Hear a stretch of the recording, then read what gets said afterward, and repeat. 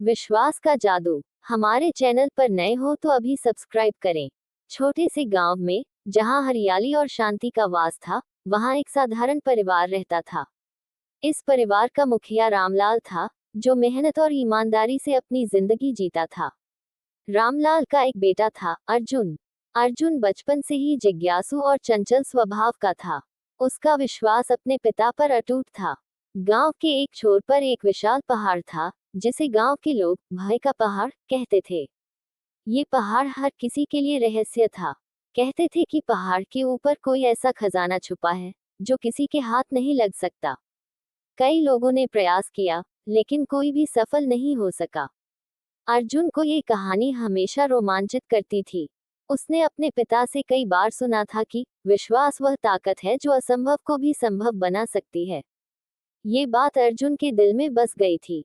चुनौती का आरंभ। एक दिन अर्जुन ने अपने पिता से कहा, पिताजी, मैं भय के पहाड़ पर जाऊंगा और खजाने को खोज कर दिखाऊंगा। रामलाल ने मुस्कुराते हुए कहा, यदि तुम्हारा विश्वास सच्चा है और दिल साफ है, तो कुछ भी असंभव नहीं। लेकिन याद रखना, रास्ता कठिन होगा। अर्जुन ने अपने पिता के शब्दों को सीने में बसाकर यात्रा शुरू कर दी। पहाड़ पर चढ़ाई करना आसान नहीं था। रास्ते में गहरी खाइयां, तीखे पत्थर और डरावने जंगल थे। लेकिन अर्जुन का विश्वास अटूट था। रास्ते में उसे कई तरह की चुनौतियां मिली। एक बार तो वह गहरी खाई में गिरने ही वाला था, लेकिन उसकी सतर्कता और साहस ने उसे बचा लिया। रहस्यमय साधु और विश्वास की परीक्षा। चढ़ाई के मध्य अर्जुन की मुलाकात एक साधु से हुई।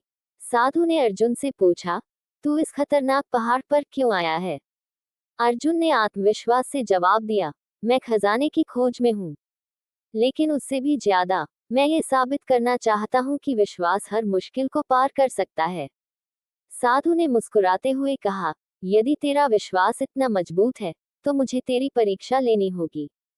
साधु ने अर्जुन को 3 कठिन प्रश्न पूछे, जो जीवन और मृत्यु के बीच संतुलन बनाने जैसे थे। अर्जुन ने धैर्य और विश्वास के साथ सभी उत्तर दिए। साधु उससे प्रसन्न होकर बोले, तूने ये सिद्ध कर दिया कि विश्वास के बिना कुछ भी संभव नहीं।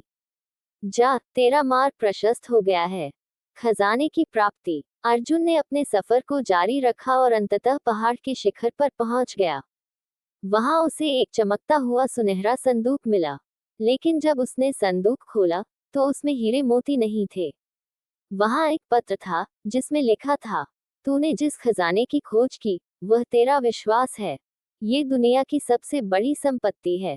अर्जुन को ये समझ में आ गया कि असली खजाना उसकी यात्रा और उसके विश्वास में था। वह खुशी खुशी अपने गांव वापस लौटा। सबक।